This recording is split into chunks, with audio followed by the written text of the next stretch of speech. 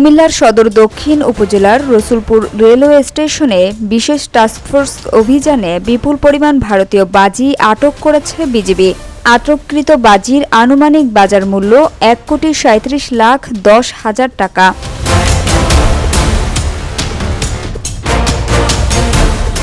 BGB সূত্রে জানা গেছে, মঙ্গলবার রাতে সহকারী কমিশনার ও এক্সিকিউটিভ ম্যাজিস্ট্রেট মোহাম্মদ সরোয়ার জাহানের উপস্থিতিতে অভিযান চালানো হয়।